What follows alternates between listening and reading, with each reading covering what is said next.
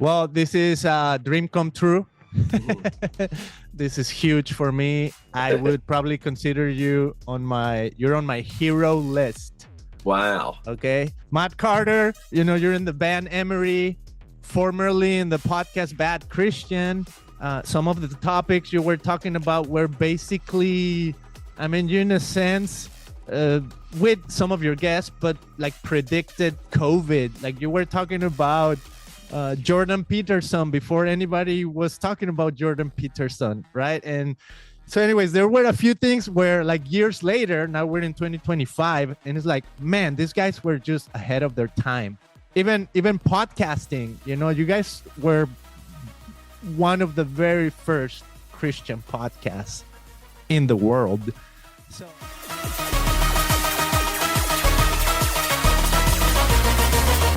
it's been always true that people will say the thing about being ahead of, and I'm aware of that, and I think that way, but the way to really think about it for me is that it just is like patterns. It's just patterns. It's not a future that I don't have any thoughts about. I see the future, but I make a lot of predictions, but those are kind of mathematical.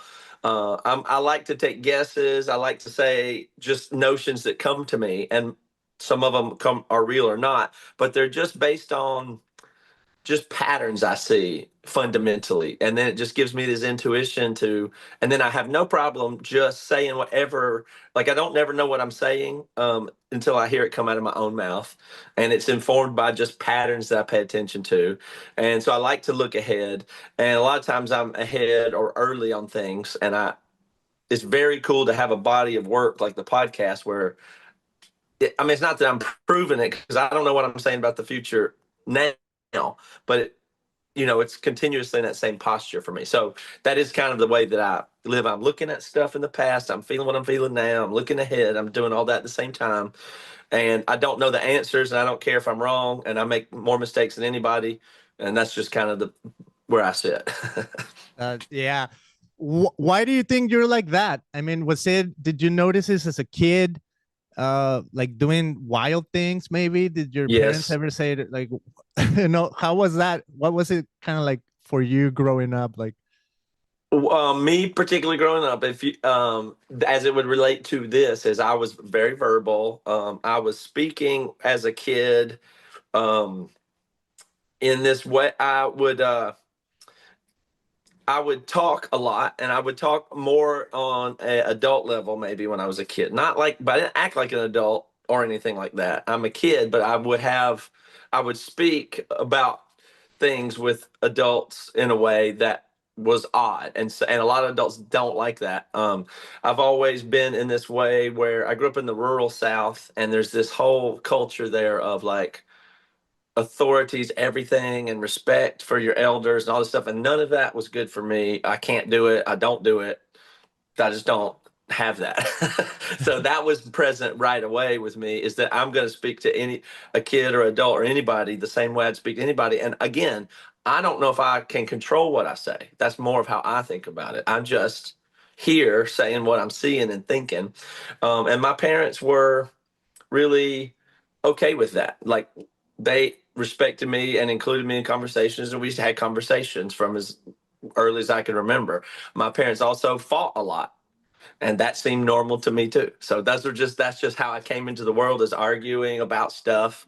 That even, it doesn't bother me. I enjoy the sport of arguing, to explore ideas, to find things, and that gets me in all kind of trouble. Always has. love it. Okay, so you're talking about patterns. I call them algorithms. Okay, And, works for and me. I'm a futurist too. I don't know if at the level you are, from the perspective of like, I feel like you just say it. I feel like I try to maybe control my tongue a little bit more, if I get maybe biblical. Mhm. But I am a futurist, so maybe that's why I resonated with some of the patterns that you were talking about.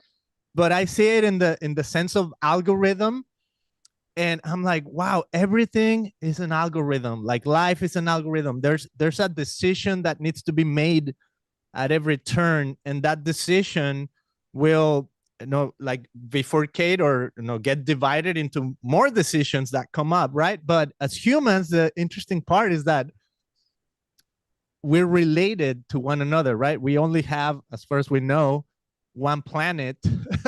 So it's really interesting that some of those algorithms interconnect us. So that's, to me, that's kind of like the beauty of humanity.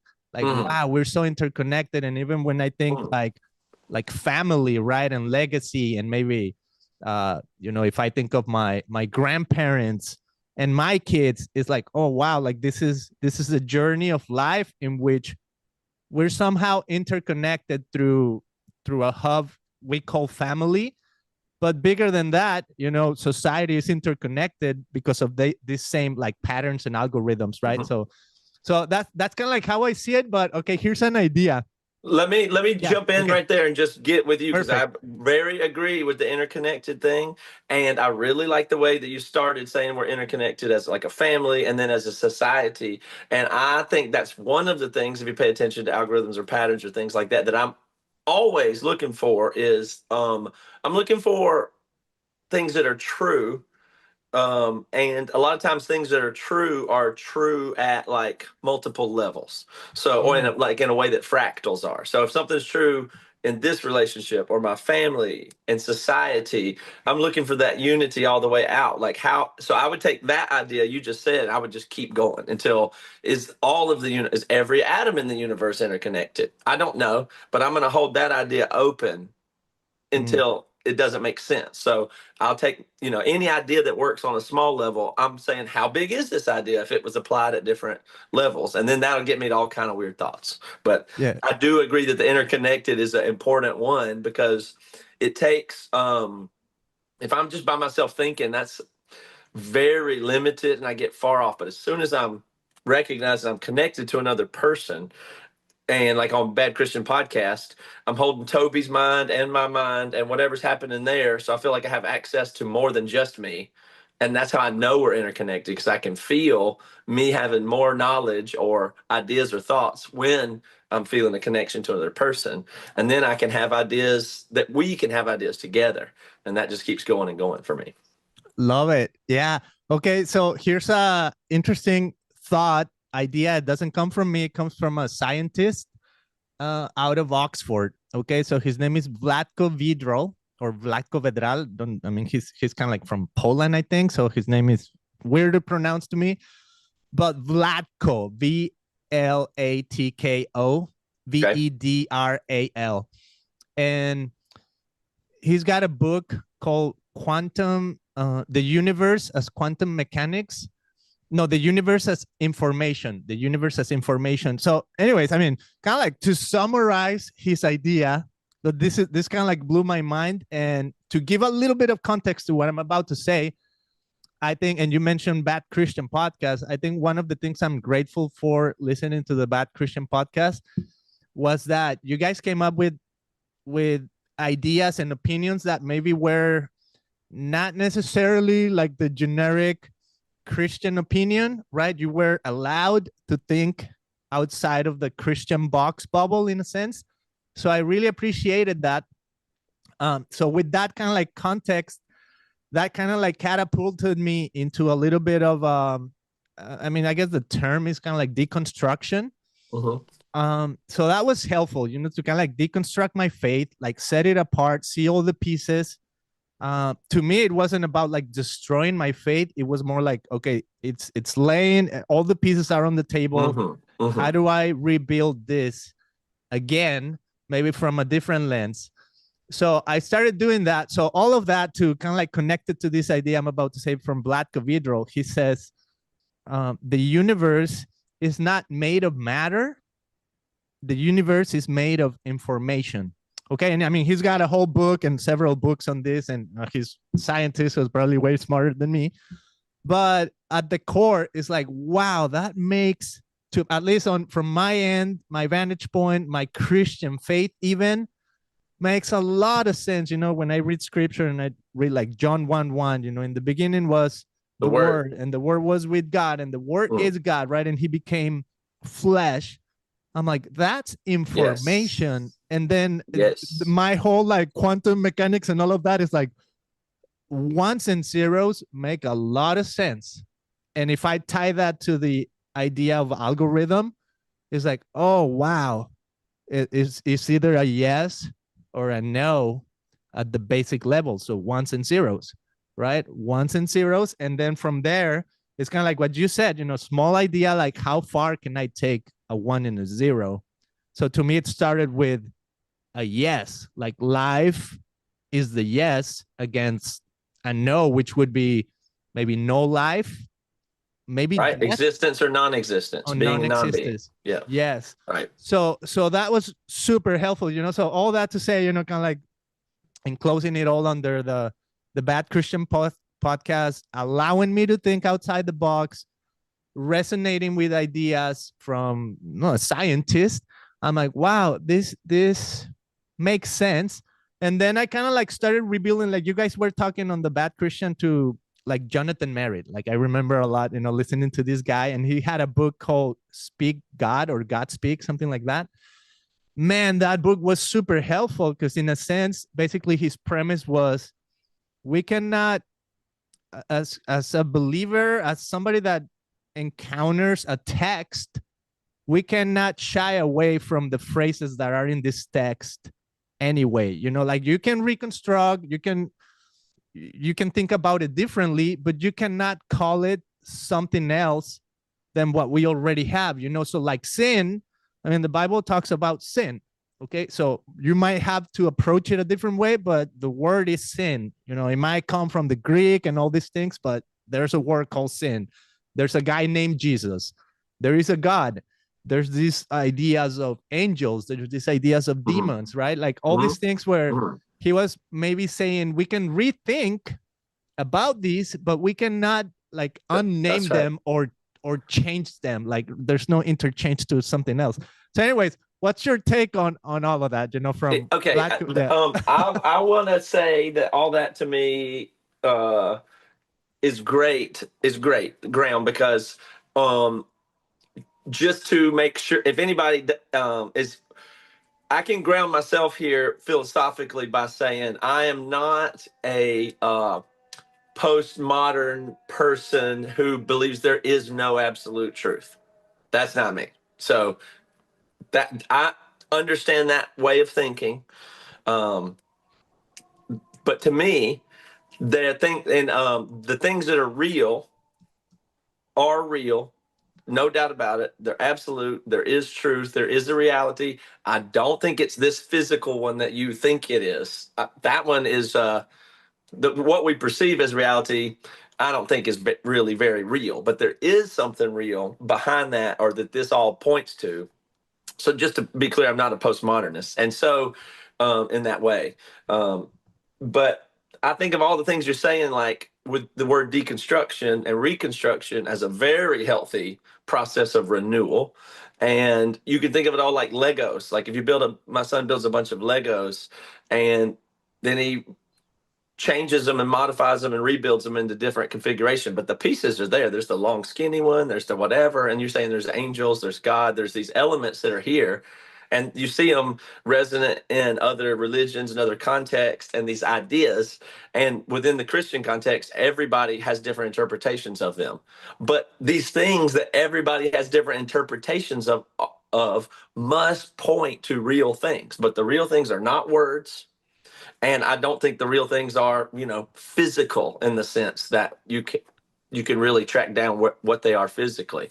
Those two things I'm pretty loose on. And so then you have this giant sandbox to play with of how you could configure things for to make sense out of them in your own reality, that from your own perspective, all you've got is yours. I can't really be in anybody else's perspective. So I have to stay located in mine, and I have to take the pieces of things that are real, and I have to put them in a configuration that can work for me. And me personally, I have to keep as much openness as possible so that I can reconfigure, which sometimes is deconstruction, or sometimes is demolition, or whatever term. Destruction is a part of renewal. You need a little bit of that. You have to be able to do that for things to grow. So I'm happy in that sandbox. So if you want to go into a specific one, that's how we go. We talk about demons or whatever you want to talk about. We can just go there. Yeah, I think I would love to talk about love. Okay. And like, how do you love? Awesome.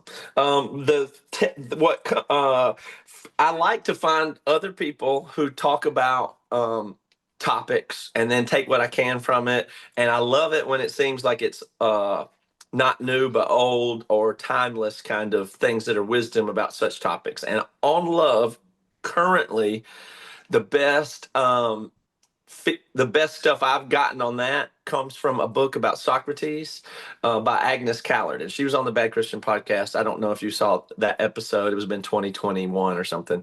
But she's a philosopher and she's obsessed with Socrates. And she wrote a book. I don't remember the name of it. But anyway, it's Socrates' book. But there's a big chapter in there about love.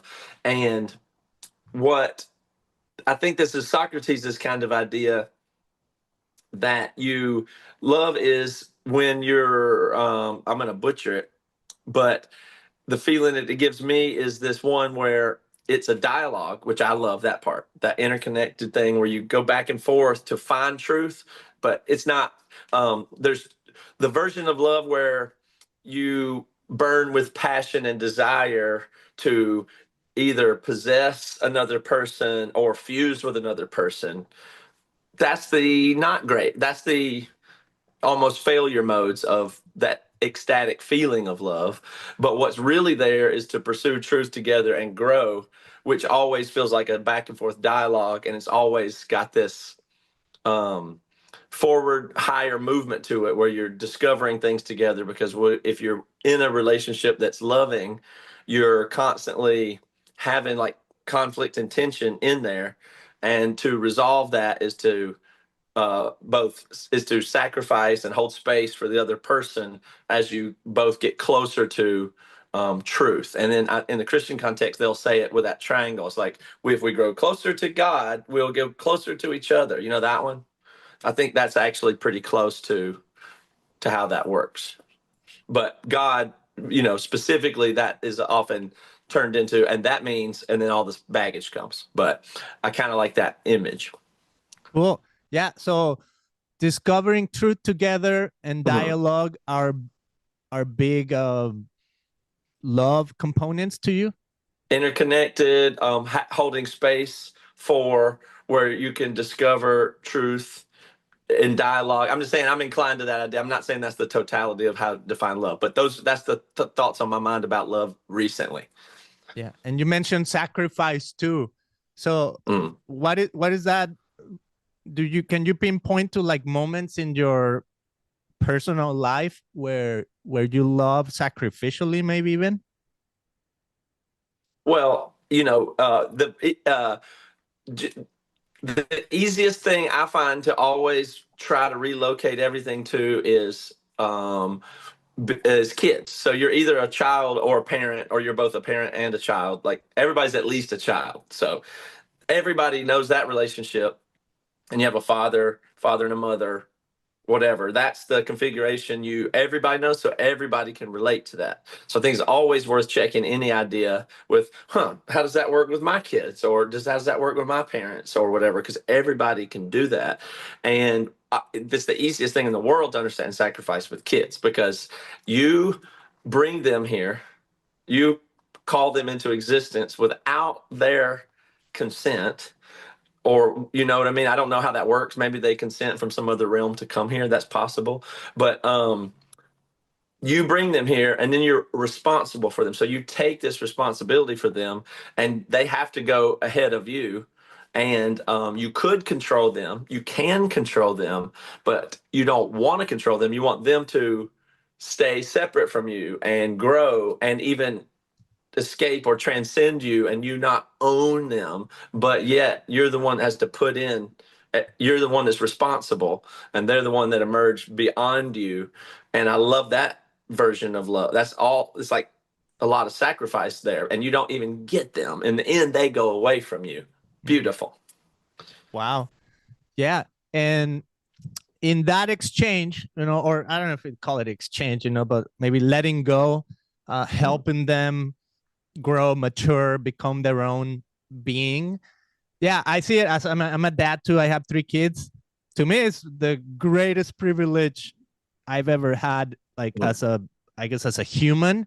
It's like, wow, this sense of like fatherhood, of like mentoring these kids. I remember when my oldest right now is 16, but when he was born, I remember just holding him and just thinking, wow, this kid like came naked, and Yeah. like he doesn't know a thing about what he's entering into, Mm-mm. other than whatever I'm gonna be here to show him, you know. And it was really sweet and bittersweet at the same time, because a Right. part of it is like everything he knows is because of me, but then it starts expanding and it starts going beyond just me and my wife to, okay, there's we no I have my mom who also started interacting with him, and then he gets old enough to like, okay, now he's in preschool, so now he's going to be taught things that come from outside of whatever I've taught him. Now he's in high school. So to me, it's been like a huge journey of kind of like letting go, but being a part of like pouring into him That's right. from, at least from what I consider maybe my values, or, what I consider maybe good. Right. And that's all I try to maybe pour into him. So anyways, that's all that to say, that's been the greatest privilege of my life. So um when we're interacting, like right now we're talking about love, we're talking about family, but this idea comes to mind as you're saying, kind of like letting them go and be their own being. But what do you think about the idea of persuasion? Okay. Whether it's for just in general, but maybe even as you're talking about maybe a little bit of faith. um, like, do you try to persuade your kids in a certain way? Like I tell my kids, I love Jesus, things like that. I pray for them, things like that. Some people might say, okay, I'm indoctrinating them, and that may well Right. be. Okay. Well, uh, you're located in just a wonderful place to explore there. So I'll give you some of my thoughts that I know and then see what comes out. But um, persuasion, I have the problem of being persuasive, and then I have the problem of wait, but I've always had the problem that I can get people to do what I want. I can persuade people. I'm persistent. And I'll have a lot of mistakes where I've talked people into stuff that it doesn't work if it's me talking them into stuff. So I believe that people need to have their own energy for stuff, and then I can interact with them. But there's a right way of doing that, and it's really hard because when you want something, or you want something from somebody, or you want something for somebody, and you just are determined to persuade them of it, even if you can force that to happen. Force obviously doesn't sound right there. And the word that I know is wrong is coercion. I know that I do not believe in coercion.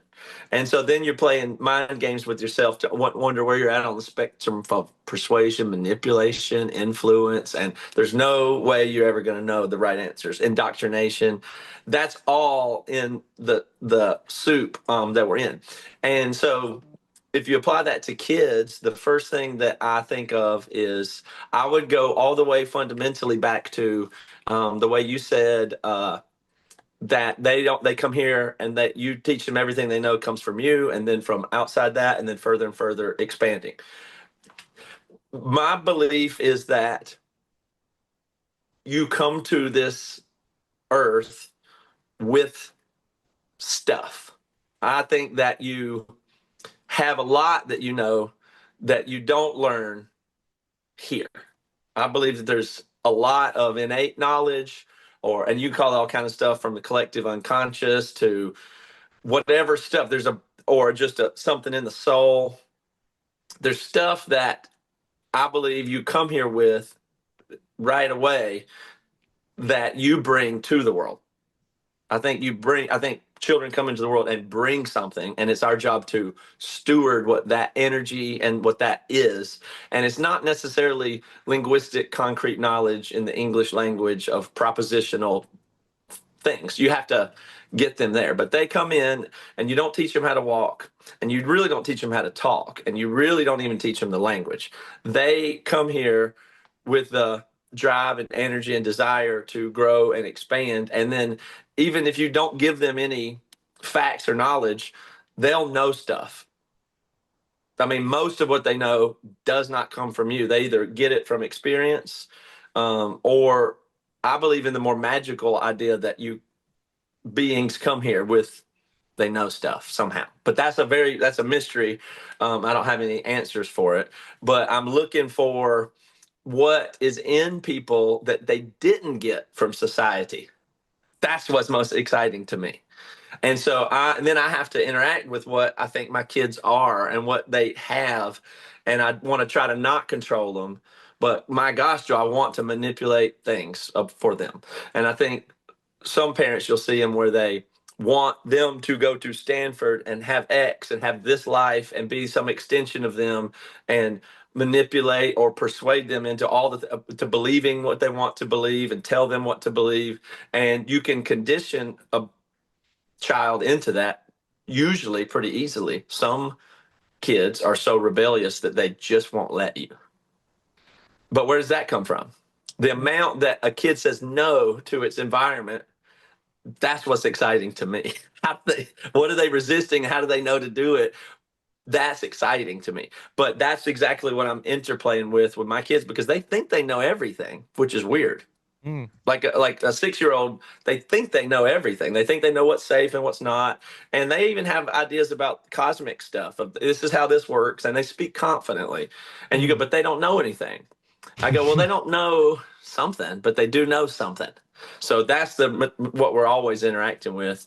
And then how much do I want to persuade? And if I'm able to implement what I choose, have I stepped on something? And that's what I feel like I'm swimming in most of the time. Wow.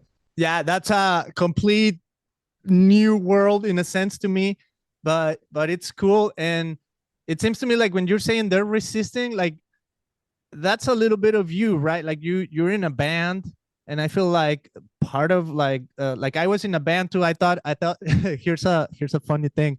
I thought I was gonna be kind of like the Spanish John Foreman. I like it. Okay, and I'm gonna show you a video in a little bit where I did an interview, and you guys were on this interview. It was Emery, I think 2012, 2013 at a Creation Fest. So I'll show you a clip just to see that we were together at some point. But part of being a musician, I think there's that resistance, right? And maybe that, in a sense, rebellion. Some of the stuff you were saying, with your kids and where do these things come from? I think from my language might sound really Christianese, and like I said, I tend to be like biblically based. That's just how I'm wired, and after my, let's say, reconstruction, I just lean in so much into the idea of the kingdom of God. But also, as you're talking, maybe kids come with something from this other world. I'm like, yeah. Maybe they come from the kingdom. Maybe they come here from there. No, I mean, I totally. Maybe they bring the kingdom here. I would say yes. I mean, the kingdom of God belongs to them, to I think little children. And the idea of the image of God, I think to me, it's kind of like what you were expressing. These kids come with something innate to them. And to me, it's the image of God, and right. It doesn't need to look exactly the same on everybody. But also what I love, and this, now I'm leading into scripture already, but this is kind of like my reconstruction. The idea of the kingdom of God is just like massive. It's just how I rebuilt my faith. And it was just basically, okay, here's the Bible, but here's Jesus, and these are his claims. And at the core of his claims, he said the kingdom of heaven or the kingdom of God is now here. And if he's the embodiment of that, I love to pair it when he says in John, I'm not the guy that says, John 1:1 or whatever. even though I said John 1:1, because that one I know. But in somewhere in John, I think it's John 14. But he says, everything there is to know about the Father, everything, okay? I'm just taking him at his word. Everything there is to know about the Father, I have made known to you, his disciples, right? So I'm like, okay, everything about the kingdom he has revealed. Yes. So that's how I started making sense of Love it. relationships and human interaction. And that's when I started to seeing a real thing for the things that have maybe no words. And I mean, we do have words, for like kindness or forgiveness or love, but we don't Those really are just see words, it, though. Yeah, those are right? just words. Yeah, It's something that you need to it's almost like an exchange with another person right. where when you extend forgiveness, the other person feels forgiven, and it's like, oh, okay, now a connection happened. So I'm like, oh, okay, that's the kingdom of God. And that's, if I tie it back to the idea of algorithms, I'm like, oh, okay, so the the kingdom of God is the ultimate God algorithm, Right. I where in think him, that yeah. that you will have a hard time if we could if we're from where we're sitting now. I bet it's going to be really hard for us to find something to disagree about. Um, and I don't need to do that. What I love about what you're saying is, let's just say that we come here, children come here, and they have the image of God, and the kingdom belongs to them, and they come from the kingdom of God, and then they come here, and Jesus is a child. That's how he comes here, the child of. That's the position, and that reveals everything. And everything that he revealed to the apostles was not words, and it was not text, and it was not propositional knowledge, and it was not rules, and it was not dogma. It's something else that he's talking about.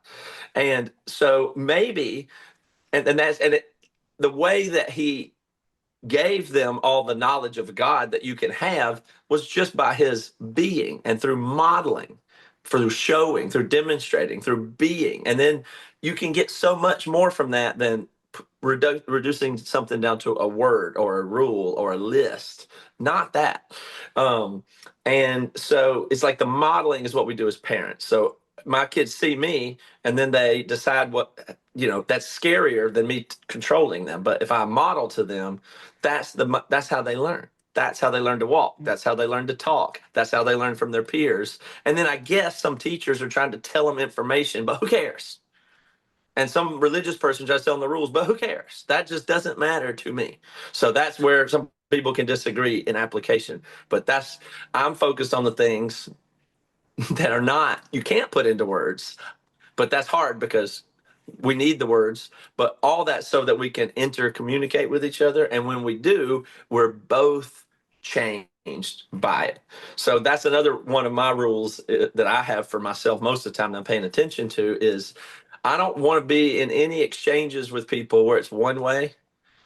It doesn't matter if I'm the high up status or the low down status. If I'm the low down status and some teacher's talking at me, I'm just not listening because they're not listening to me. So I don't care what they say. I do not care. Because if I can't affect them, then I'm just I don't buy that. And so, or if I'm trying to talk with somebody I really disagree with, has a scary idea, or my kids, and they think they know something they don't, they have to be able to affect me for me to be able to affect them. So that's a scary thing for a lot of people. You have to be willing to be affected by the interconnectedness for you to grow. And so I never want to be in the place where I'm telling somebody how it is, and I never want to be in the place where somebody's telling me how it is. Not interested. Wow. Yeah, I would say probably vulnerability and teachability. Right. It's part of that exchange if you want to be a part of it, right? Mm-hmm. Okay, so let's talk about the future, whether it's the future of the church or society, by going back a little bit, okay? Because the bad Christian you guys were talking about, like I said, Jordan Peterson before he blew up, and now even the idea of podcast, and kind of like to make a really quick connection. One of the reasons I started Christian podcast was because you guys started Bad Christian. And I was listening to you guys from the very beginning because a friend that was in my band, Spanish rock band called Signa, he said, hey, these guys Emery have a podcast and they're just talking stories and kind of like what goes on behind the scenes at shows and stuff like that. That was so groundbreaking. I think now, I mean, it has exploded, right? Like everybody, like I have a podcast and my mom has a podcast. Like everybody has a podcast, you know. But you know, to tie it back to the ideas you were talking about at the beginning, and like Jordan Peterson, I feel like you were so forward thinking. But I remember what did I say about Jordan Peterson then? You said something like, I'm kind of butchering it, but I'm paraphrasing. You said, I totally agree with him, but I don't want to, almost like I don't want to put him on a pedestal of some sort. You know, it's like, because you were always like the renegade in a sense, right? Like resisting, but it sounded like a lot of his ideas were making sense. So all that to say, you know, I feel like, man, like he was paying attention to this guy before the world was paying attention to this guy, right? Yeah, I recognized him right away. And that's a hard thing, is because he's the people that are the most persuasive and very smart and know a lot, you know, they're able to get you to agree with them, and they're going to say things that are truths, and he does it in I'm familiar, I identify with him, but I also identify with the parts of him that I think are dangerous, too. And so I've always had that sense that he's doing such a good job of these things, and he is using a lot of real things and truth, and he's doing it in a way that I can draw my own conclusions from, and he's doing it in a way that's subversive and challenging of things. So it's like, I love all that stuff. And then I also feel that energy from him that is ambitious and driven in a pattern that I identify Mark Driscoll is the same way. I'm like, oh, he's like Mark Driscoll. And I wonder if he'll go be like Mark Driscoll in the end, because I would put Jordan Peterson, Mark Driscoll in a category of people who, my opinion is, talented, amazing, awesome, insightful, have all this skill and ability, and are good until they're lost, and then they're not good. That's what happens. That's the part that you think it's dangerous? I think it's very dangerous, yeah.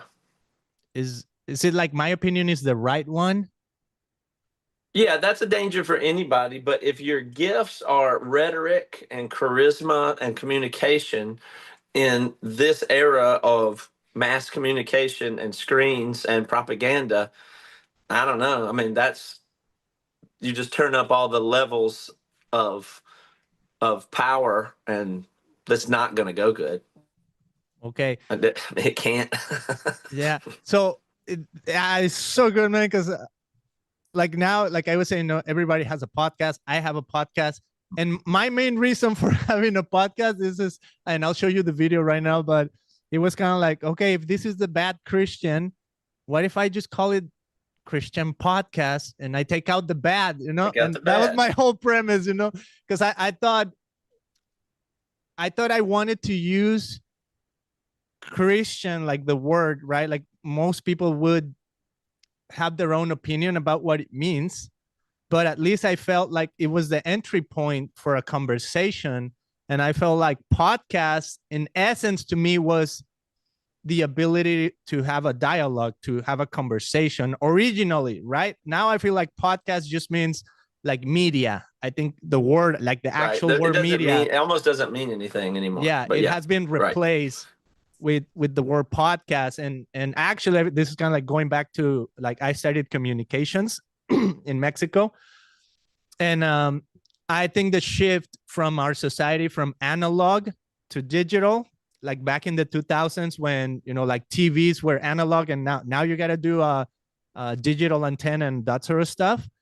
And then the iPods came, and then, you know, society trying to describe, okay, what do we call this? And then the idea of, well, if it's on an iPod, iPad, whatever, we might have to call it a podcast instead of a broadcast. So I just saw a kind of like societal shift from analog to digital, where everything digital is a podcast, right? It's not a broadcast anymore. It's not just airwaves that are analog traveling on space. Yes, there's still signals that we don't see, but ultimately it comes on a digital device. And I think that's okay. That's what a podcast is. It's not a broadcast anymore. It's a podcast. But anyways, that It's just a form of broadcasting or mass communication. It's not yes, one to one. It's one to one, but it's still being sent out. So right now I'm talking to lots of people, not just a one on one, and it's not a group either. It's unlimited distributable piece of media, and that's something. So that was an interesting transition as a society, right? Like we went from, now podcast means something to people. Even when you guys started, it was mostly audio. Now I feel like when you say podcast, most people are assuming I'm going to watch something on YouTube. YouTube is the number one consumption of podcasts. So that means that it is, in fact, just everybody has a TV channel is the reality. It's right now everybody has a TV channel. Podcast did mean it does carry this air of independent or uncontrolled or from the bottom up of the people versus a mainstream outlet or a media company. Podcast implies that it comes from an individual. I think that's kind of what the meaningful distinction. Yes. So one of those podcasters there's two of them that are on YouTube. One of them is Mark Driscoll, who's got a growing YouTube channel, and therefore audience. The other one is Jordan Peterson. And one of the things Jordan Peterson said a few years ago, maybe after COVID, like 2021 or something, he's like, legacy media is death, right? So to your point, now the individual has the capacity to almost like build their own platform through YouTube or through websites or whatever, but really also through their voice and maybe expertise. And this is a part that ties to the danger you were talking about, right? So what do you think about these individuals having such massive like followings or channels or audiences? Like what does it stir in you? Like I feel like you guys started this, and what do you think, like, oh, what has it become? Yes. Well, it's really exciting and really scary. I mean, I'm afraid of it. It's bad. It's exciting. A lot of good stuff. I mean, it's definitely all of that. I had Jordan Peterson scheduled for an episode in 15 or something like that. And Wow. he was in a hotel room and he had bad internet and he canceled, or else I would have a conversation with Jordan and I. So I was wanting to see what that felt like to interact with him, but I picture it, and what I see or would worry about in him is, and the same with Mark Driscoll, is they're so aware of what they're doing and how they're doing it. They have a high level of understanding of what they're doing and how it works. They get really I think that they get lost really easily, and especially corrupted by growth and amount of what they can be attached to in a movement. Like their place is somewhere in a movement, being influential in a larger movement of something. They seem to really understand that, and so I don't feel that they're as independent or unique as I would that they should be. And I think that's where the missteps come, because you can be independent, you can have your own unique and independent thought, and that will leave you just random in all these random places, and it's not that growth oriented. But once you recognize there is a demographic, there is an agenda, there are narratives, you can't help, if you think that way, you can't help but be corrupted by it. And so that's my view, what happens to those people. Wow. Yeah. And Jordan Peterson specifically, like he's part of, for example, Daily Wire. which Right. became a platform for podcasters and kind of like under Ben Shapiro. But from there, Hmm. it grew into almost like a new legacy media of some sort, right? I feel like Hmm. we're still Oh yeah, experimenting as a exactly. society what the Exactly. next legacy media is going to be, right? But part of it is like Right. these new companies that are coming up on the internet and realizing, okay, there's still the same power that the legacy media had. It's the Now same. we just Yeah. need to leverage it in a different way through YouTube and Yeah. social media But and these they'll things. you'll just repeat the mistakes of, I mean, everybody's a revolutionary until they take the capital, and then they become a conservative right away. And, they protect it and grow. You can't help that. There's no way around that. They, their narrative is about legacy media is dead, and they will become it, and they are it. Okay. I mean, when we started Bad Christian Podcast, it was like breaking out of Mars Hill, and like I could see everything that was wrong and went wrong there. It was obvious, and I knew what was wrong there. So I did not that. And then some people would say, "Yeah, but how are you any different? Because you're doing that, but you're just doing it this way." And I was like, "Oh, you're crazy. I couldn't be more different than Mars Hill, and we couldn't be more different because we're doing the things the different way, the way that we see it." And then eventually, it's like, well, we kind of Bad Christian just kind of ended, just kind of like Mars Hill did. We did become it. Oh Wow. well, I guess that does happen. I get that now. That Wow. is how it works. Yeah. So you think you became it? Yeah. I mean, in a sense, I mean, not literally the same. That's what I'm saying. It's not about the exact things. It's Mhm. again, I'm in this pattern way. Yeah. And Yeah. that's It very becomes established thing that you have to protect or whatever. And it has its own, once the culture recognizes as a certain thing, then you're distinct from the culture and you're interacting with it in this way, and then you have to try to manage it and control it, and that's different. Once you're managing and controlling and maintaining something, that's different. mm, that's very punk rock attitude. I think it just ties to your idea of like, I'm gonna take an idea and I'm gonna like go as far as I can with it. Um Almost like without thinking of the consequences. And Right. that's just very punk rock. And that's something I admire of you, like going back to like you're one of my heroes is because of that. And and I think one of the the ideas of punk rock rebellious attitude was that like for example you used to say on Bad Christian, like I'm just trying to kind of like remember the phrase exactly, but it was something along the lines of like, we're doing like Bad Christian, it's a platform to promote our band. Like really the goal was for the band to like continue to do music and all of that, which is like fringe, right? Like your music was like hardcore, like screamo stuff like that. That it's not pop, right? And in a sense, you had a platform that always had that goal in mind. And in a sense, it was almost like, well, that is the goal and that is it. And I feel like you accomplished it. Like, would you say like Emery is still a thing? It's still going, and Oh, it definitely was hugely awesome. I mean, it's easy for my personal trajectory to say the band was big, it really succeeded. Then at the time when that scene is down and there's less to do musically, all the bands are struggling, that genre is struggling.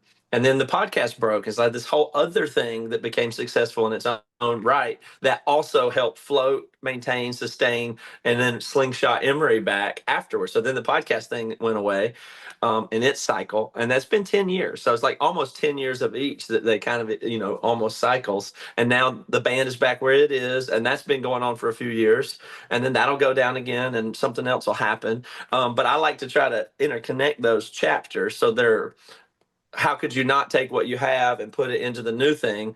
But the new thing has its own life. If the podcast had its own trajectory in life and death.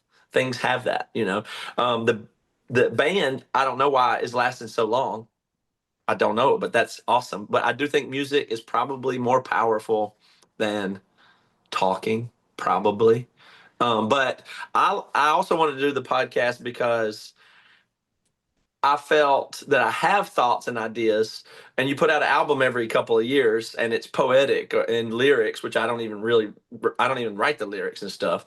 And I love to talk, and explore.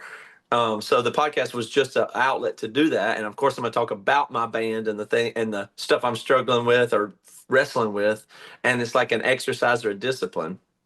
And then it also made money. It also was fun. It also, I mean, it accomplished so many things. So I wouldn't want to limit the podcast was just for this one thing, but it was lots of things because it was its own thing that had its own life cycle.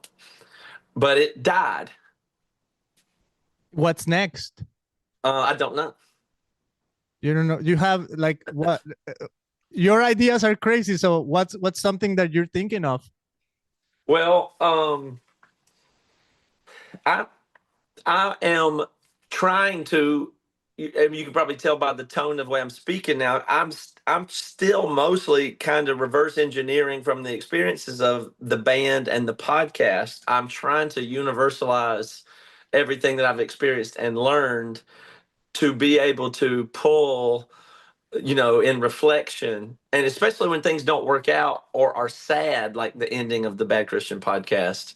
It's a lot to learn from that kind of stuff. So I like the idea of trying to figure out what works and what doesn't work and what I've seen and not seen, and then use that style of thinking in other organizations and groups of people and stuff like that. So, I'm involved with a bunch of different kind of organizations and stuff. And I really am, I really am interested in something that came up a lot on the Bad Christian podcast is children and child development and education in schools.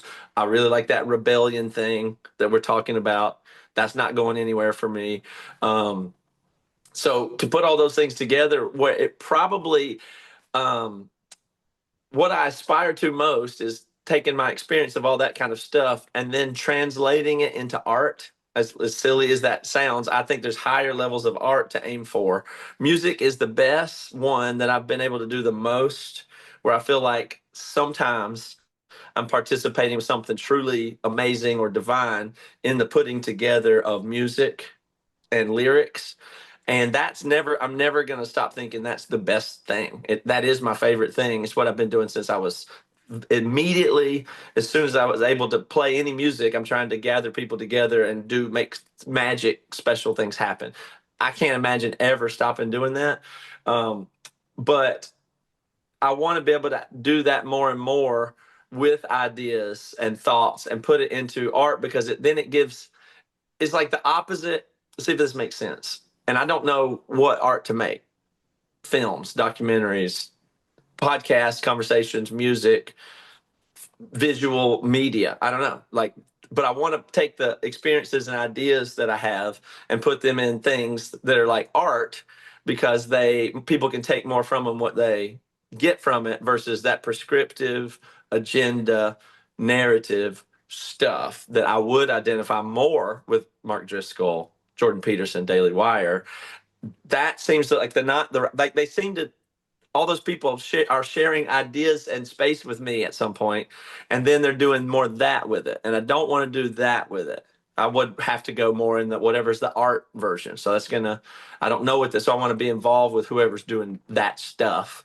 And that's a lot more ambiguous than, I would say, I'm drawing the whole spectrum of art to propaganda across that. When you do art and you start mixing it with money and power, and it's like you have to do money. Like I do art and money, that's hard enough. And then when you add in spirituality, I can't resist. I'm so involved in spirituality, so involved with money, so involved with, creating ideas and making things. There's no way out of that. But they are in conflict. So I try to, I'm going to be on that puzzle, I guess, forever. Wow.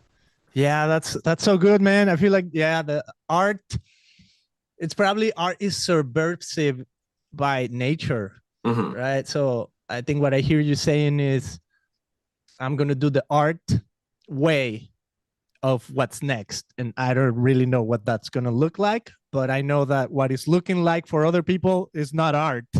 It's more No, it's like not money art. That's driven. not, there's an art form. I mean, like everybody has a way of like being their unique self and that transfer, whatever that language would be, your own authentic self. There's an art form to just being you for everybody. But the more it starts to look like these other patterns and algorithms that you can recognize, it starts to look less like the unique person, less like the child that came here with a unique perspective, less kingdom values over time. Like kingdom values come here, you have I don't know, like those, that's, I can't put too much more language around it than that, but those all, that kind of works for me. And then propaganda and narrative and stuff like that, it's hard to resist. Wow. That's so good, man. Okay. And we're not even going to talk about AI because we could be here probably for another hour and where that's leading. But that's probably another piece where, you guys were pretty uh, at the forefront, just talking about different ideas, whether it was I AI. really think that was one that I was talking about way Really? before everybody else. That particular one has been really clear to me for a long time. Not clear in what it was going to be, but I would, the two things in my life that I've always talked about that were everybody has been mad at me for bringing them up. One is evolution. I Mm. under was fascinated by the topic of evolution when I was a young kid in South Carolina, and it's like if you said that word, everybody starts. They are emotionally angry before there's a discussion, and it's like that excites me so much. But it's crazy, when you get that feeling. It's like okay, but I'm just saying that the not wanting to understand the thing is a signal to me that I like go crazy when there's a concept and you just barely float it out, and then everybody is agreeing that no about that. And AI was one of those. So I just thought it was fascinating. I think they're just fascinating things. But when I understood AI, and you could kind of see ahead enough, and there was people talking about it, and it's scary but also exciting. But and COVID was the other one. It's like, don't talk about that or I'm going to be mad at you. Not you're wrong or let's disagree about that, but if you're bringing that up, what even kind of person are you? Why don't you get out of here? You're, and then it's just whatever that tone of like, oh, and you just, when that happens to me, it freaks me out so bad. And AI, COVID, and evolution are the three topics that's like, okay, I guess I just wandered in a taboo by mentioning something, but I'm just mentioning it. And whatever that means always means something, whatever it is. So I always pay attention. That doesn't mean I know what any of that stuff is going to happen, but I stay on those topics usually. But you have to be careful because everybody gets mad at you. Yeah, but they don't get mad if they watch it on a movie, right? Like if we see Terminator But and movies aren't then real. until it starts happening. But that's after. That's not when you see the movie. They go, oh, that was great because it was not real. And Yeah. then later, when happens, they go, that's crazy. The Matrix. It's like, but at the moment, you weren't offended. That's what I'm saying. I'd rather get to that. I need to make the art, I guess, because everybody, if I just bring up the topics, everybody's going to yell at me. They won't listen to me. No, so it doesn't matter. But the stuff that's really something, you got to figure out how to put it in something. They go, well, that's not real. So I can pay attention to that. And then they'll have the ideas and then they can work with it later. That's one thing that art does that's kind of cool. It allows people to think about Wow. stuff that they're not allowed to think about. Cool. Okay. I want to do the same, but less through art and more through entertainment, I would Okay. say. Um, Oh, yeah. but Not, I'm sorry. I just had a thought though. The thing yeah. that those all have in common, Yes. the one that makes people super upset is this idea that um, anything that doesn't have humans and their power and control centered are the Mm. ideas that like if evolution is scary because humans are the thing, and AI is scary because humans are the thing, and then I mean I don't know, COVID was kind of different, but it's like you don't. It's too scary for you to think that it's not under control or you're not the center of, and it's not. It makes you feel unsafe. So then you have to just not let the idea in. I think is what it is. Wow. Yeah, when humans. Okay, so my last, I guess, idea on this future thinking, maybe it's kind of like interchange with AI evolution, but really the future of society, and kind of like tied to the topics of like why these YouTubers or seemingly uh, influencers ended up on YouTube.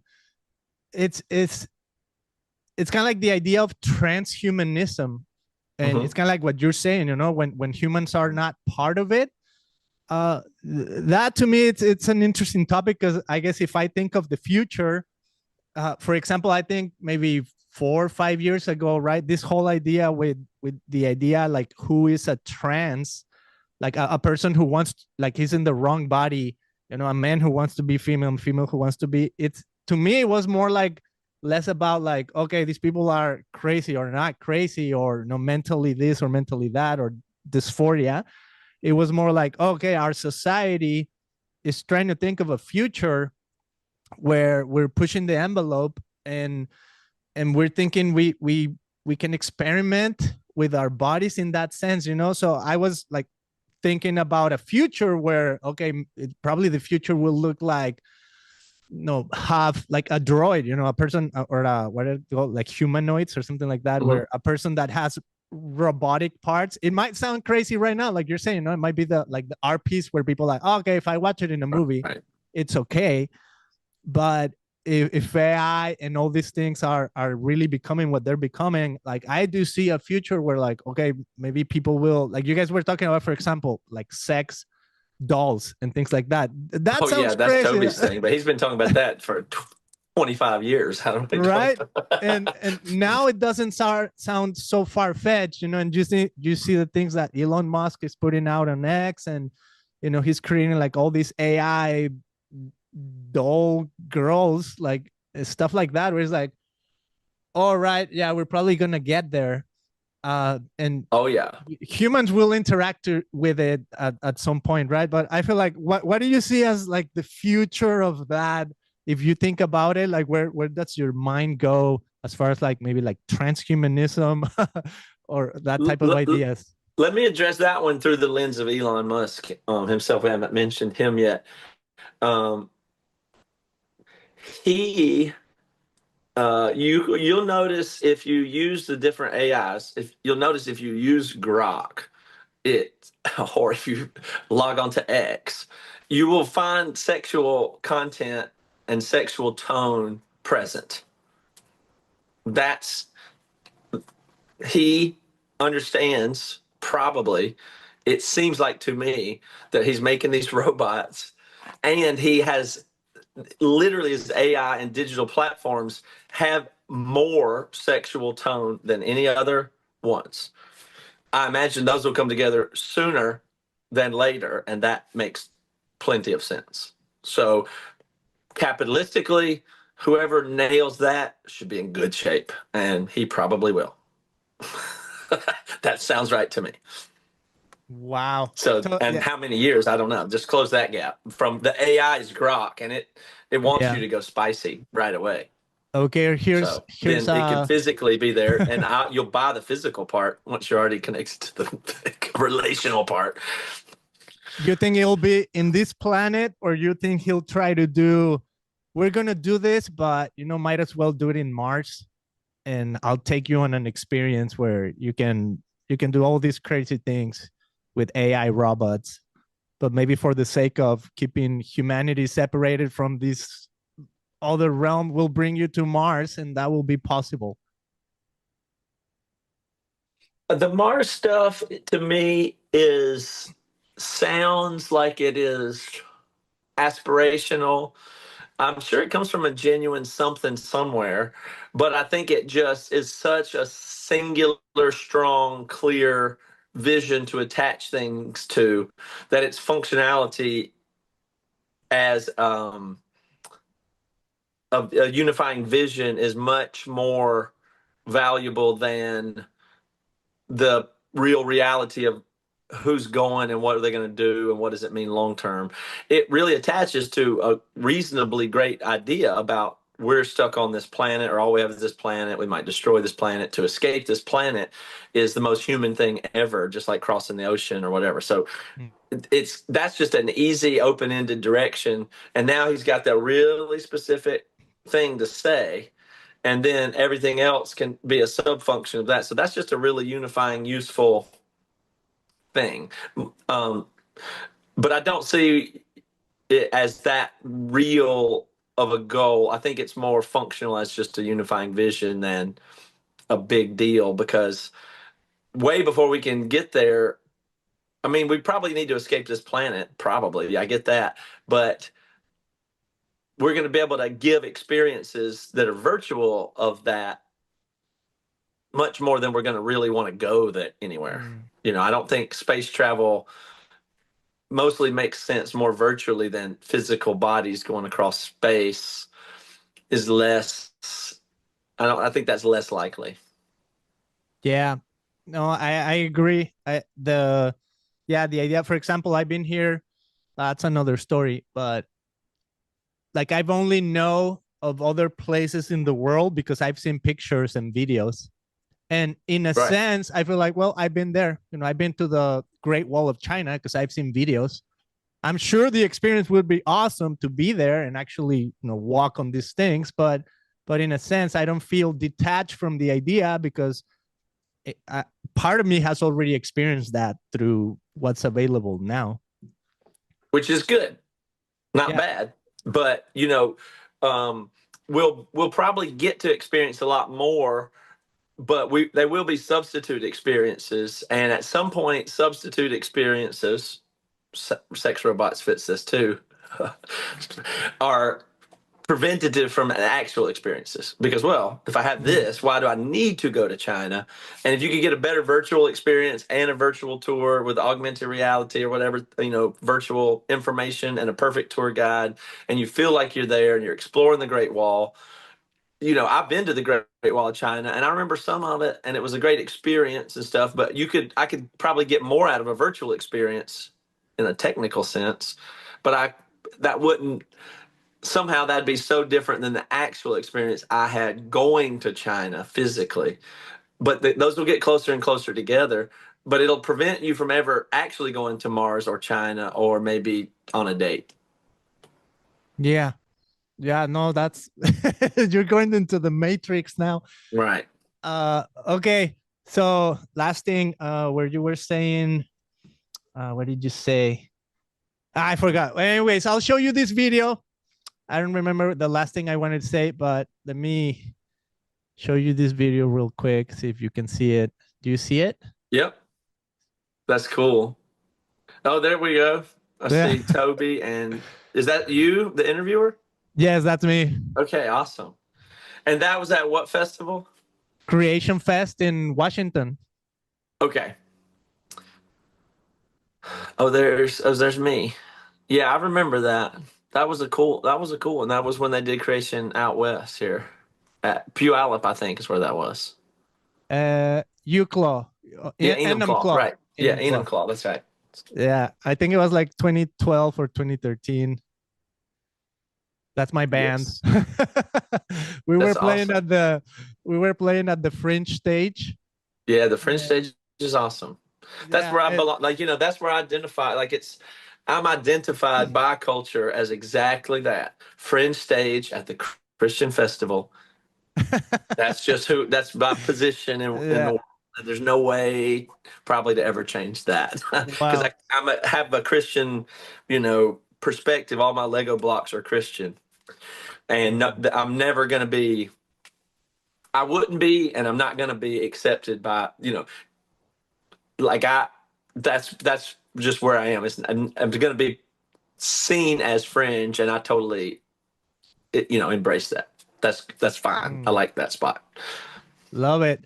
Yeah, so we were the first ever Hispanic band to play at the Fringe stage, and that was our first and last. Nah, first and last. That's awesome. Yeah, but anyways, when you said what did you say? You were talking about like the sex dolls, like all these things. In my view, this is just kind of like a tidbit. take it or leave it, even maybe just for the audience. But as I was talking about the kingdom of God, as I was talking about algorithm and ones and zeros and choices, to me, I feel like, when the Bible talks about the fruits of the spirit and it mentions several, kindness, joy, like gentleness, all these things. I love all those. I think those reflect what the kingdom of God is like this untangible, but being perceived through relationships, right? In that exchange of like forgiveness, kindness, like all these things. But the highest one that I found, and this is maybe in a sense, might just kind of like maybe come against or bump against your value. But the one I found the highest out of the fruits of the spirit is self-control. Okay. And it just makes so much sense when I put it in perspective of like understanding scripture, understanding decision making, understanding persuasion, understanding, like even you said, coercion.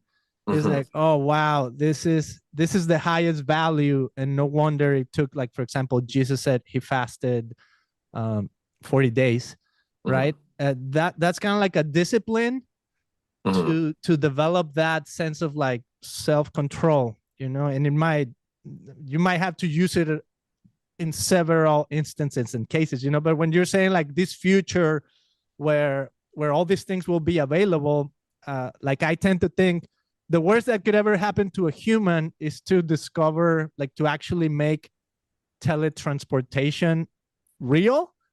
Because it's like, man, like if I had the capability of being wherever I want whenever I want, it's kind of like social media in a sense. You could be with your family, but you're being sucked of your presence with your family because you might be on your phone, right? So your mind, your real you, is not there. It's not present.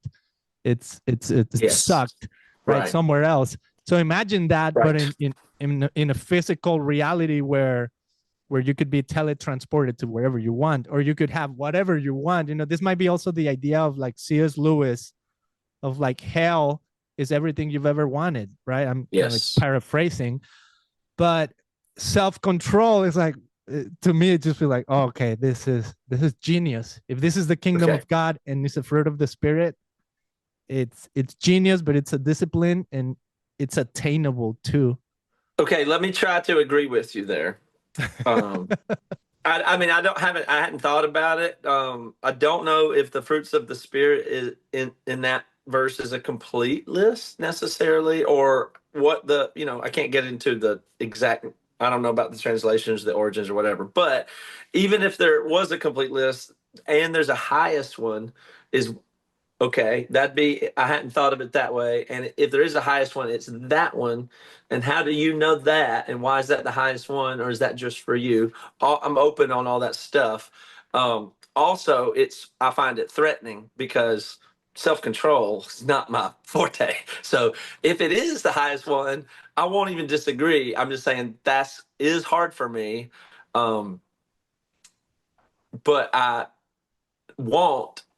that won't make me attack that value. It obviously is a value, but I struggle with that one because I feel like I am, like you said, your attention, where you are, if you could teleport or do anything or use the phone, your attention in the present moment is all you have. You agree with that?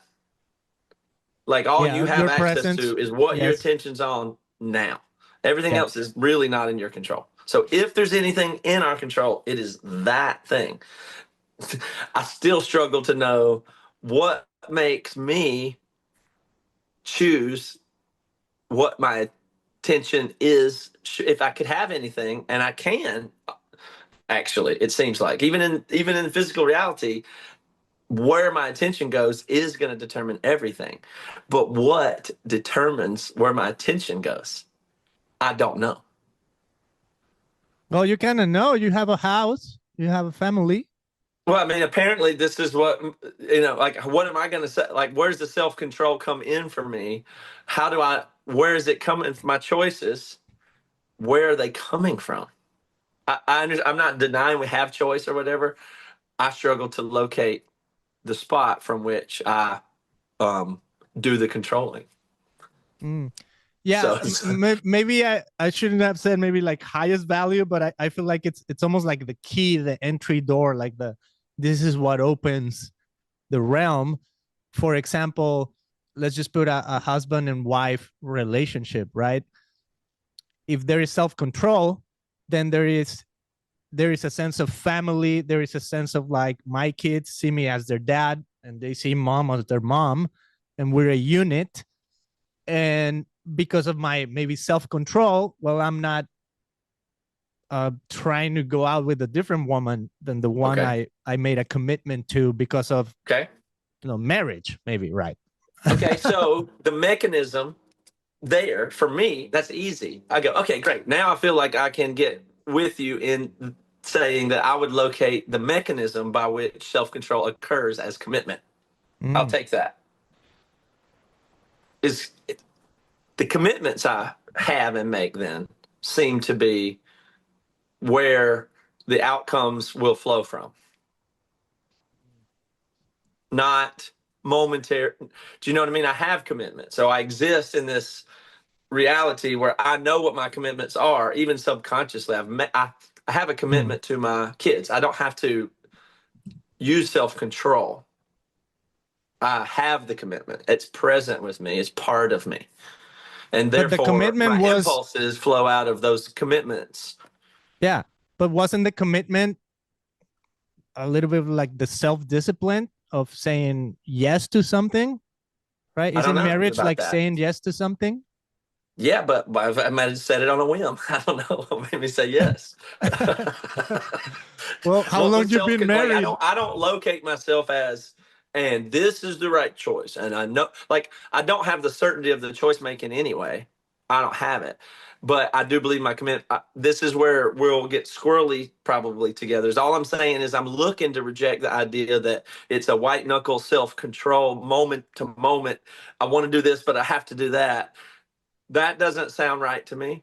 Um, but also, I'd have to say, if it's this commitment based things, you you do have to understand that commitments are renegotiable and can change and do break. That is, but that's, you can never know if you're making the right decision, even with your self discipline. You don't know if you're making the right decision anyway.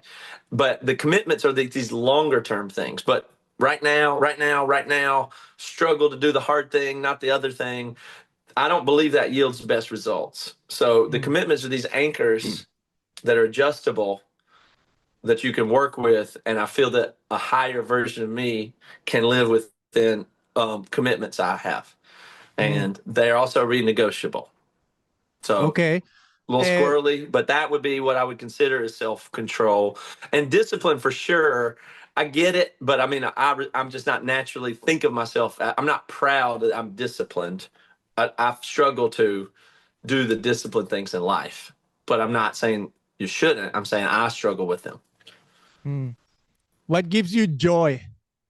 Well, most joy is things that are spontaneous. I don't think that joy is in achievements. I know that really easily. That's not, I'll have joy if I win the lotto or sell a lot of records or get money or things like that. Things that you can list as achievements are not usually joy. Joy is usually found in the discovery and in process and in spontaneous things that you couldn't. Joy is like surprise. It feels like a surprise usually. Like you can't calendar to have joy, no matter what the activity is there. I don't think. Yeah. Do you ever find yourself like, trying to make your kids happy or like bring them joy? Like, are you successful? Well, if I would might want to distinguish joy and happy.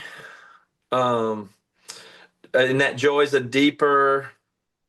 probably more complex and deeper, like, and happy is more momentary. And happy probably has more to do with swings of happy and sad. Like your happiness level and your sad level are probably the same distance from baseline. Joy feels like it's more of a kingdom value. It's more eternal. There's something eternal happening when there's joy. I love that. Yeah. I like the eternal things. Mm. Like what are they though? You know, they're not these. It's not this piano. It's not this thing. It's not even this. You know, what are the eternal things? Yeah. Well, I think you have them When all you're in around your tune with them, household. there's joy. Is all I'm saying. You know. Yeah. Yeah. I found, my experience has been, like I said at the beginning, it's just like family to me. It's if I become like super biblical, it's like, okay, this is where God has revealed to me all the kingdom values as I need to live them out, and maybe through sometimes, self-control or discipline, or this value of like maybe sacrifice, which is kind of like tied to self-discipline or self-control. How can I pass it on to my kids in order for our entire family to experience something outside of our own beings, which is, to me, it's like joy, like you're saying, it's eternal, right? So I feel like these value, like family, it's just probably like maybe my core value as a human is like, it just makes so much sense, that families are, um I would say, to this day, it's like the core of society, and if we get maybe like the terminology that we hear nowadays on like not biblical, but like the church world, is like, oh, family is under attack, right? Well, I feel like it's always been under attack, because that's the core of society. That's how it functions. It comes through a commitment to those around you. Like I was saying, my little kid knew nothing, and he'd probably be dead if there wasn't someone to care for him in the initial, like, it's, to me, that's genius, that your first years of life you depend on somebody else for your survival, whether it's your parents, Right. hopefully, that's the main person that Well, should be your caregivers, but you're there's some things dependent. to wrestle with about that, but I'm gonna agree with you about I'm gonna agree with you in the sense that what you feel led or called to invest your attention and sacrifice to is probably gonna yield joy. Probably. Because you go, I want to invest in something, but not like invest in crypto to get rich, because that wouldn't matter anyway. But invest through sacrifice in stuff that's, relational or eternal, then there'll be sorrow and joy in those things. And most people are going to find that the most universal space that you'll find that is family, because it's kind of automatic. It's automatic. But isn't family limited if you name that as some ultimate thing? It seems like to me it falls apart in that, first of all, uh, I think most families and conditions that children come into are less than ideal. And a lot of them are absolutely horrible. And far be it for me to tell all those people, well, the most important thing is family, and yours is horrible, and you should get away from them. That's a lot of people. And then there's people, maybe even like me, who, I came from a great family, super lucky and privileged. And um, there's two ways that can go, is like the way you're talking about your family. If you were unhealthy, you would control your children all their life and keep them as close to you as possible, because that's your value. And they need to stay right there with you. And their best relationship needs to be with you. And that can prevent them from transcending, going beyond the family into, you know what I mean? So some families are terrible, so you should get away from them. And some families are great, and you should get beyond them. Those are hard things. There's sorrow in that, but there's a joy is in that too. Yeah. So, but if it, family isn't ultimate, I don't think. to me, it just ties to the idea of family, like the family of God, or Mm-hmm. family in Well, right, Christ. I but mean, that's an this, eternal thing. That's good. yeah. That's beyond like your worldly father, your biological father, your abusive mother. Not that. Oh, 100%. Yes. Okay. So I have these emojis. Let me see if I can show them to you. So uh, I love to, I'll tell you where they came from, because again, like, you inspire me so much. And I don't know how to put them on here. Let me see. I haven't done I haven't done Zoom in years, man. But let me see. I think it's video filter. Okay, might be this one. And then how do I put filters here? I like that you're able to interact with the screen and show things. That's a cool thing in podcasting to do, to be able to do now. Yeah. I struggled so much with the early technologies and trying to figure out how to do it or have visual or video. It's like, gosh, Oh, I it's so bet, much man. easier now.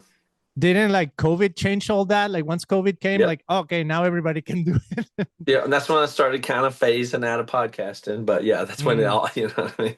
So I think I'll do more. I mean, this is on well, each of the these. blasphemous idea that I am playing with here obviously would have to do with the family and the even family of what if you consider the church in its world. This is obnoxious, probably, but I'm just going to label your worldly family and your worldly embodiment of your church as worldly things. So that's I don't think that's blasphemous because I'm saying the eternal ones and the kingdom ones and the higher level ones, I'm trying to say are the real ones. But I think that that will come across as blasphemous and that I'm, talking down on or attacking the worldly versions of them. So I'm using the word worldly there kind of subversively. And I think so. That's kind of a blasphemous idea I think I'm sharing today or that I'm playing with. Love it. Okay, next is skeptical. So where do you see skepticism or what are you skeptical of? I'm skeptical of anything that is. I do that. Look at anything that's like an establishment, anything that's a counterculture or unique thing that becomes an establishment thing. Um, I'm going. That's gives me that posture where I want to be as skeptical as possible. So I'm looking for flaws in the systems that emerge. Love it. Okay, inspired emoji. What gives you hope? Um, well, I got to save some for these other two. Remind me what the other two are. The other two are holy, and Holy, the last one is divine. divine. Okay. Well, hope then. Hope is in will be in the young people. I'm thinking right now. I have a daughter that is right on the border between Generation Alpha and Gen Z, and that one's really cool to me to pay attention to the differences. In these schools and middle schools and elementary schools, are there differences in values even in those generations? I'm kind of interested in that. I'm hopeful in what both of those have. I was born between Gen X and Millennial, and my oldest daughter sitting right in between that Gen Z and Alpha, and so I think I'm more hopeful than Gen Alpha, but still, I like that. Those two generations, I'm excited about and hopeful. Love it. Okay, one to the last is the holy emoji. What's a holy idea according to Matt Carter? I don't have that. I don't use that word a lot, but it would mean I would want to say, what's the opposite of holy? You got that? Mm, I would say broken apart. I would say like disconnect. Okay, cool. So holy. Well, this is easy. I don't know if this is even how the words work, but in my mind, I'm going to associate holy with wholeness, like whole, like meaning that the holy thing is like stillness and calmness. I think is what I'm feeling about that. It makes me go, if it was the holy version of the thing, would probably not be as exciting and crazy and all these things. It's probably a balanced thing. If it's holy, it probably contains the good and the bad or the dark and the light. And when you see all that, you're going to be more still. And that's holy, like it's quiet, I think. So calmness, stillness, maybe meditation. These kinds of things is what that I think is striking in me, at least right now.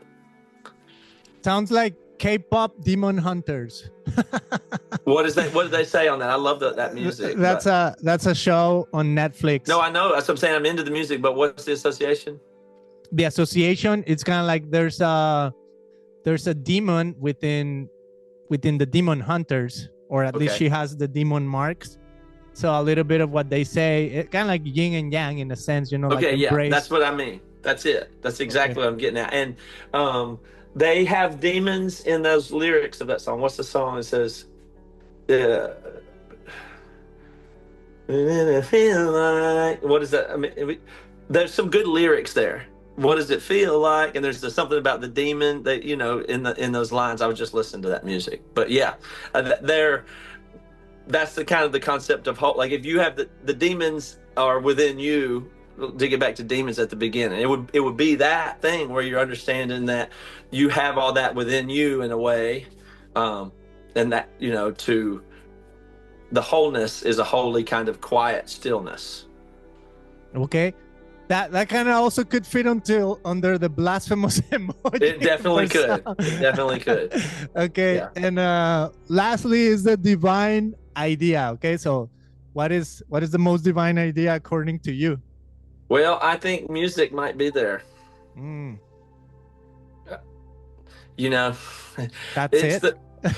It might be one of the most divine things we can access and share, because I think you can access the divine however you can through experience. Like you can have these experiences that are divine, but you can't share them.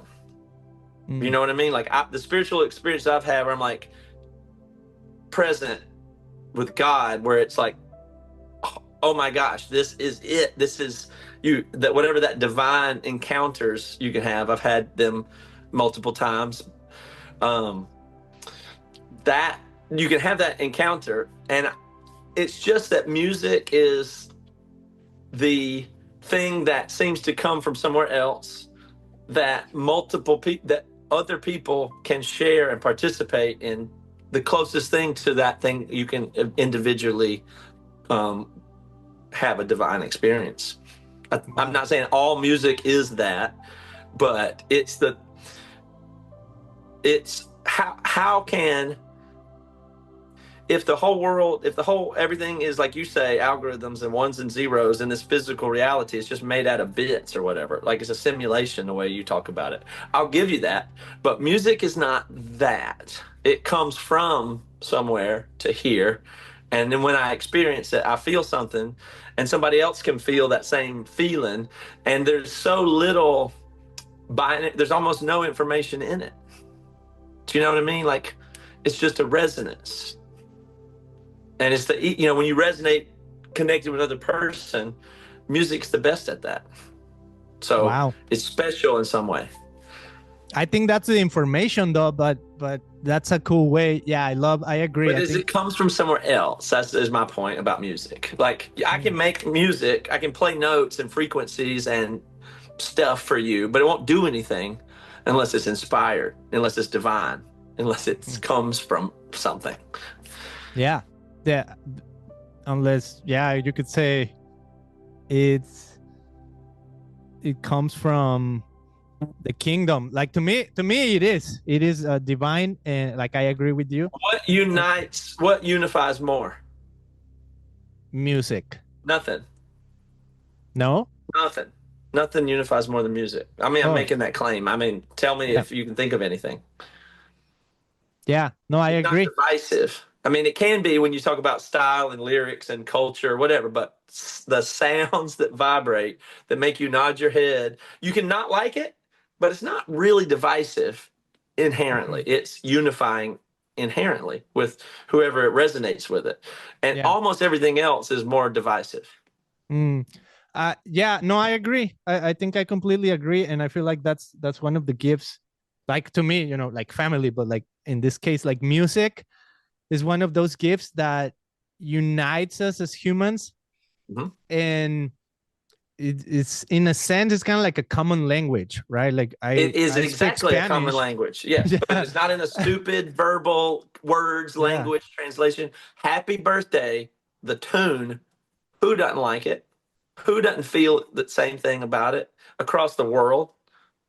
Yeah. It's fundamental, like lullaby, da da da da da. Like, sorry, who's divided about those things? Who Yeah. even Amazing Grace? Who hates it? Who Yeah.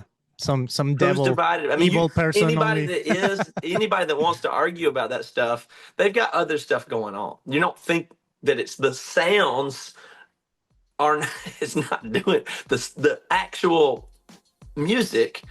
That's not what it's just not divisive. It's unifying. Mhm. That's so cool. Love it. Okay, we'll take it as the divine emoji. How do we end this? Like, do you wanna I don't know, me to like put a link to something, Emery, or upcoming podcast, stuff like that, like plug basically? No, I don't have a podcast to plug, but obviously I'm always trying to promote my band Emery. That's the best thing I've got going. It is music. It's how I do make money, and it is fun. We get people together in a room, and it's always good. It's a good vibe at an Emery show. So I do recommend for everybody to have that experience. And we'll be, we're on tour. I don't know when this comes out, but through September and November, we have, tour dates in a good amount of the country. Love it. Yeah, I'm going to feature you on the website. Been there, done that. Okay. Thanks, man. Okay, see ya. Bye.